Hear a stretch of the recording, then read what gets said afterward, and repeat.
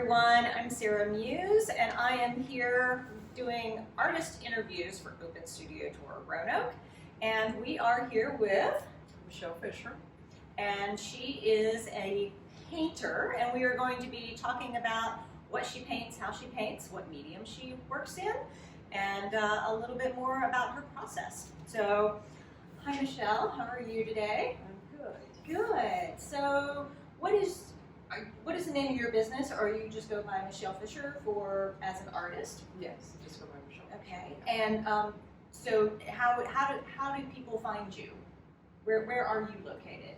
On Instagram. On Instagram and social media. And do you have a space in Roanoke anywhere that you show as well? Yes, at the Market Gallery. At the Market Gallery. Okay, great. And so, what is your background? I have a Bachelor in Fine Arts. Okay. And I currently am a creative director for a marketing company. Okay. So that's what I do full time. Currently a creative director for a marketing company. A marketing. And a professional artist. Now, is that something that you're looking at to plan to pursue when you retire as well? Yeah. So trying to build it up now, and then once you're retired, be able to focus 100%. And when does that start? That's a little long, yeah. Darn. Yeah.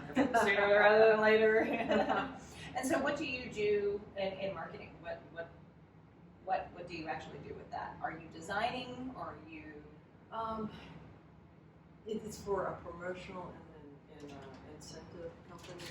So we do design work, like designing custom packaging and putting together experience kits for our clients, things like that. We usually do a client website. So you do a lot of design work to help them with their branding. Yes. And with their experiences that they. Yes. That's fantastic. And so in the art world, what are you known for? Watercolor. Okay. And subject matter is primarily birds. That's fun. Yes. What inspired you, first of all, to get into watercolor? Did you take a workshop? Is there something growing up? How long have you felt like you've been an artist? Let's start there. How long have you?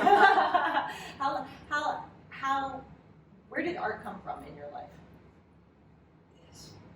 As far back as I can remember.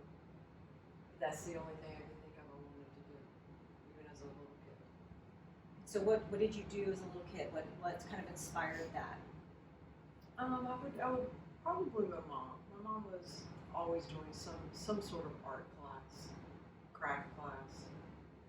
And did you do the same thing? Did you ever take any art classes? Actually, not until I was my senior year of high school was the first art class I took in school. Interesting. Yeah, it was basically just kind of doing my own thing. But you always dabbled in different mediums and whatnot. Yeah. And so then how did you discover watercolor as your medium of choice now? I walked in on a watercolor class in college, and it just to observe before deciding, and like, no, there's no way. It's like, it's too unforgiving, so I would just stuck with oils. So it wasn't until a late partner, she gave me a gift certificate for a watercolor class. And it's like, that was it. It was at the right time in my life to enjoy it. And I like the kind of letting the medium do its own thing. I can get really too nitpicky, so it really helps to keep me from getting that bad. Like with oil, just keep going on and on and on and on. So I just like the flow of it. Just the natural flow of watercolor. Nice. So you started with a workshop or a class that, was that something local, or was that something? Yeah, it was actually at the studio school. Yeah. Oh, excellent. Yeah. Great. So who did you study with? It was, oh my gosh, terrible names. That's all right. Okay. Yeah. And so with that class, then you started evolving. So, like, what are some of the materials that you use? Are you going directly on paper? Are you starting with a sketch? Are you doing any gesso or any medium as a base for anything? Let's kind of start talking about your materials and things and what you do. Where would you like to start? So can we actually do it? Yeah, we can actually start. So wherever Okay. you want to start, I'll pick up the camera and go wherever we need to go. So I pretty much I start with planning out in my sketch pad. So do something really quick, and then I go to full scale, and then after that, then see the tracing papers, sketches. Look at this. And so this is full scale. Yeah. Okay. And so then I go from that to tracing paper sketches, and I try to get it down to the minimal amount of lines that I need. And then I transfer that onto watercolor paper. What kind of watercolor paper are you using? Right now I'm using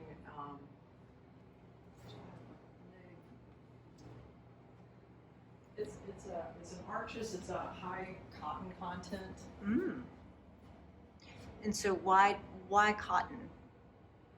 Well, one of the things I've been playing around with here lately is actually making my own stretcher frames and actually stretching the watercolor paper on it. And so with having a higher cotton content, I soak the watercolor paper and then actually stretch it, and it's kind of the same feel as canvas, But it stretches. right, but it doesn't have the texture that It does. canvas. I use cool press, so it still has the texture. Nice. Yeah. And so does it shrink a little bit then when it yeah. dries? So it's kind of like hide or Yeah, it's right mhm. here's one. So stretcher bar, but it's like awesome. yeah, so it gets really really tight. You just drum on your paintings. Who would have thought it?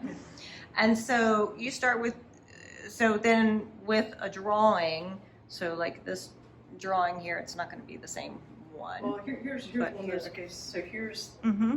sketchbook version of this. Mm-hmm.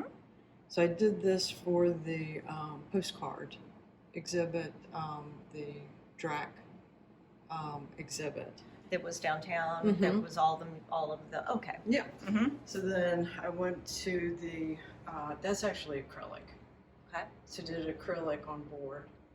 And then I decided I wanted to, I had a lot of fun with that. So I decided I wanted to see it in watercolor, kind of play around with it. So this is still the beginning stages. Right.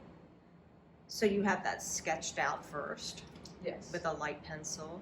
Yeah, And- right here's the tracing paper sketch. There we go. So the great thing about doing it this way is typically I minimize it to more like this, Right. and then if I'm not happy with it, then it's not like having to redraw it. I just transfer that over again.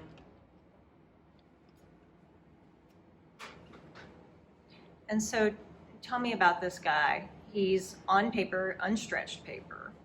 Yeah. And so what are some of the techniques that you're using? This one I was playing around with. This is patterns created by Salt. And so I'll do some more layers because that's a little too busy right now. But this is what I consider the ugly stage. So it's like your paintings go through that ugly stage, so you have to just keep going until it kind of gets through that. And so typically I like to work on at least a couple paintings. Otherwise, and that keeps me from just continuing to go on and on and on and totally killing it. So it's like I take a break and I go to the next one. So right now I've got 4 paintings in the works. Wow. So and I've been on kind of an owl phase lately. So And they're- 3 of these are owls. And they're brilliant. They're brilliant. So this one I'm kind of I'm getting a little bit more out of the ugly phase. It was I was very unhappy with it, and it's like I'm starting to bring it back again now. And so what does that mean? How are you bringing it out? Are you adding deeper colors to it? Because typically watercolor is layered with, like, you start with the lighter colors and work towards the darker, but I'm noticing that you've got, you know, this whole lighter space, but then this really dark space that you're working with. So how does that balance out? How do you make that balance out in watercolor? I actually, as long as you don't use a pigment that is a dyeing pigment, I lift the paint back off again. So in areas that I want it lighter, and sometimes it doesn't completely, which kind of creates some neat effects where you still have a little bit of staining underneath it. But that's kind of the phase, adding some more detail. I've been lifting some of the, like in this area, kind of lifting some of the darker, and like right here, like lifting that. And then And how are you lifting that? What are you using to lift? I used to take a old brush and just kind of dip it in water and bring it in, put it on the area that you want to lift out, Mm-hmm. and then using paper towel and just kind of blotting it out. Yeah. So in a sense, just re-wetting it and then blotting it off. Yep. Interesting. And does that have to do with mainly the color of the paint or the paint itself, or is that partially with the paper too? Does it's absorbing, but yet it's not, or? It absorbs. The thing I like about this paper is you can lift a lot, and you can lift a lot of it, and it's not going to destroy the paper. It's pretty hardy. So, you know, like some of the inexpensive paper, it tears it up, it starts crumbling. Right. You know? So this paper can stand up. And I just recently bought as a large roll. So kind of thinking about the idea of going like really big. Ooh. So and with learning how to create my own stretcher frames and stretching it. So, you know, it's a good possibility of, you know, adding that. That's fun. And then the other thing that I've enjoyed playing around with is actually doing cubbies.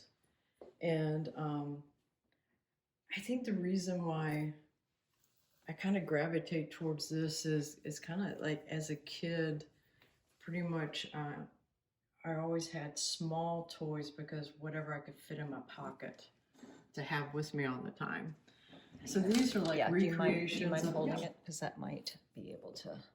Oops, sorry, everyone. So this is almost like dioramas inside the painting. It's like recreations of like childhood It's really hard memories. to see. Here, let's lay it down. Maybe that'll get that light up in there. Well, maybe.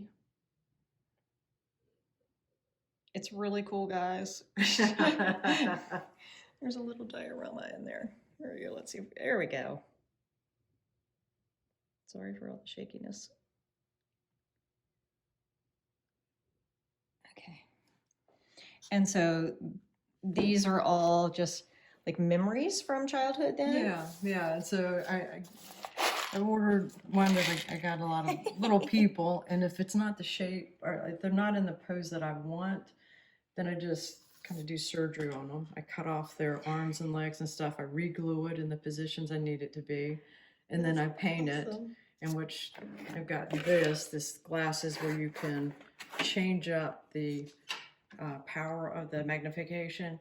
So that's what I use as far as when I get into painting their clothes and see stuff. what you're doing on these Yeah, teeny yeah. tiny little things. Yeah, so these guys are like, yeah, pick one up so people can really see how big it is. Yeah, teeny tiny. Yeah, this one's undergoing some surgery right here. There's no arms on her right now. Awesome.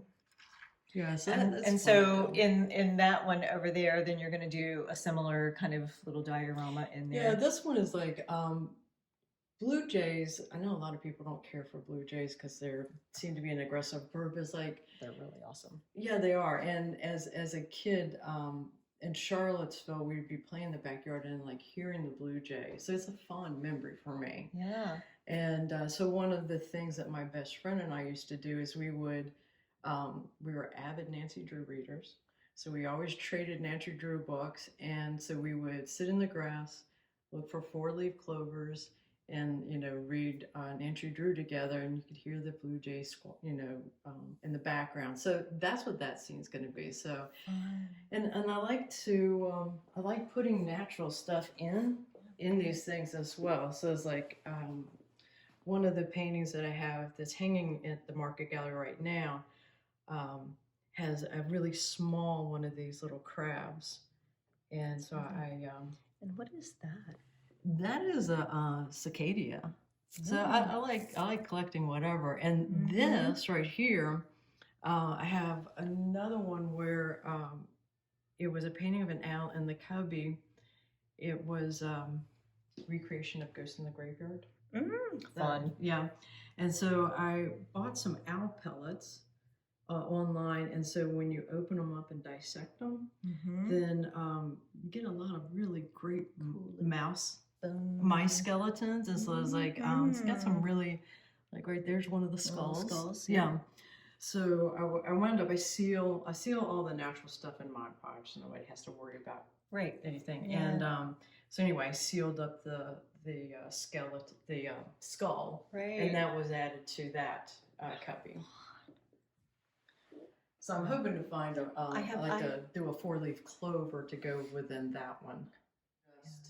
This is the fun. This is like the playtime part of it for me. And not that the painting isn't, but it's like it's just another element to it that's enjoyable. Well, you get to do surgery on like real people. I would say that's very much experimentation.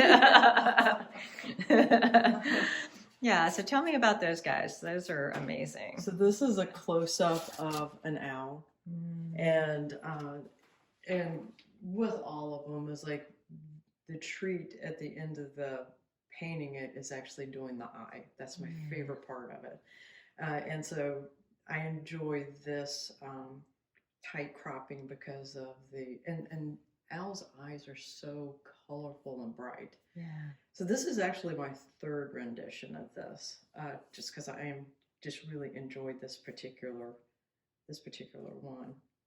So this is a ways off yet from being done. Yes, and you can see her finished ones on the website. They're quite amazing. So Open Studios Roanoke openstudiostour.com, something like that. The link will be in the description below where you can find her and see pictures of the original of this one. Really quite spectacular.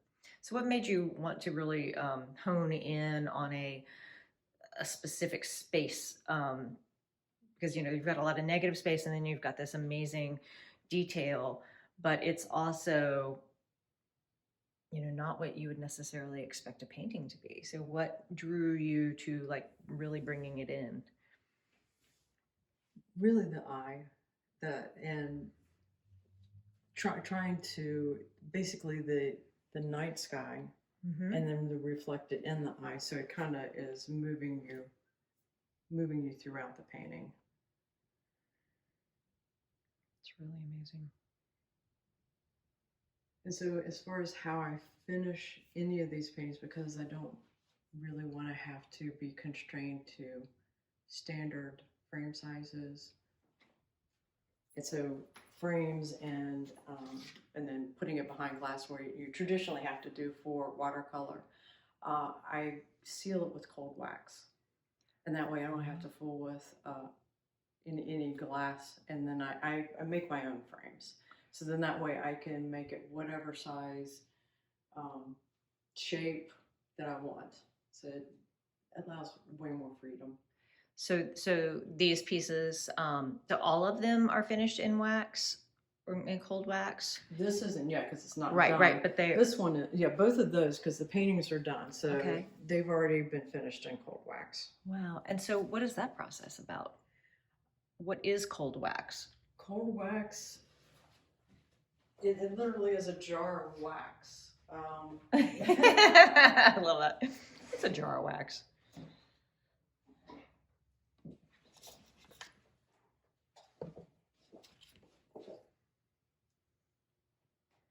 And so, Interesting. yeah. So just a clear, can we like see what it is? Oh, it's a jacquard. Okay. And Wax just medium. use a lint-free cloth, and then and you can, depending on how heavy I put on it, it can actually bring in some texture. Right. You know, whereas just the paper creating the texture, I can use this, along the lines of like oil paint having that texture, so I can add some texture to the watercolor paintings as well. So does it give it any more dimension? Do you ever find that, if you do it thicker, that it adds a little dimensionality to it as well? It does, and once you have to let it dry completely, Mm-hmm. and then once it does, you go back in and you buff it, and depending on how much you buff it, you can actually make it shinier or keep it, a little bit more on the matte side. Nice. So just like polishing furniture in a Mhm. sense, but you're just doing it on this, Yeah. and the paper just soaks that in, and it just gives it a clean seal in a sense. I use spray fixative so that the watercolor doesn't move around. Okay. So that's Okay. what's like locking that in. Okay. Good. And then the wax goes over top of it. It's just a protector. Okay, because I wonder how you kept those clean lines when it's like when you're buffing that on, doesn't that mess it up? Okay, That what makes do you sense. think some of the small differences of your work versus other watercolor artists? I mean, I think the cubby holes probably, and probably stretching the paper as if it's cloth canvas. yeah, I would think that that's definitely because I don't think I've ever heard of anybody doing that actually.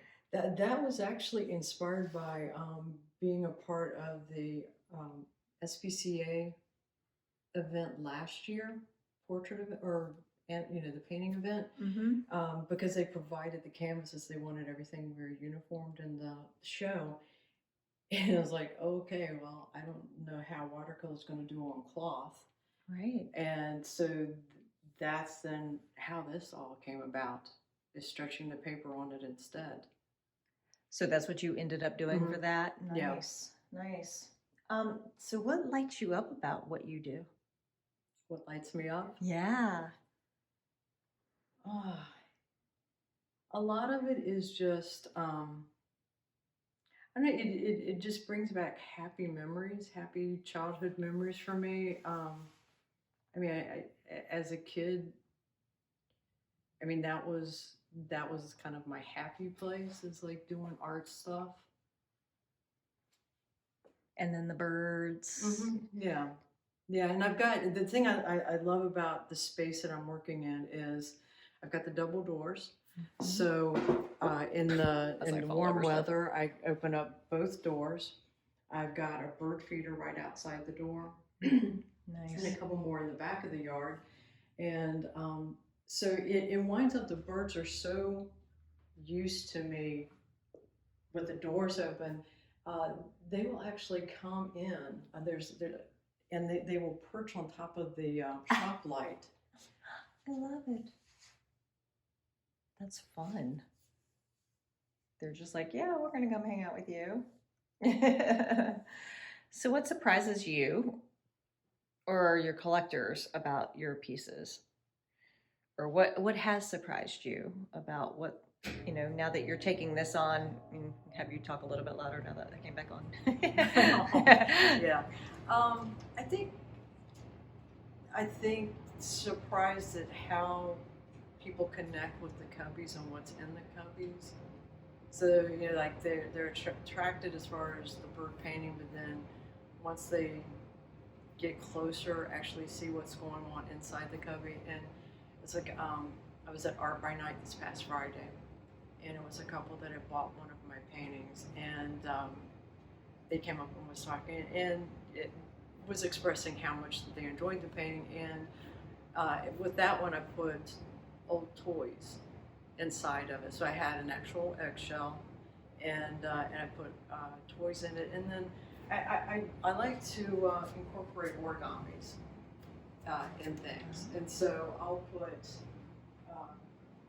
origami cranes inside the cubbies a lot of the time as well.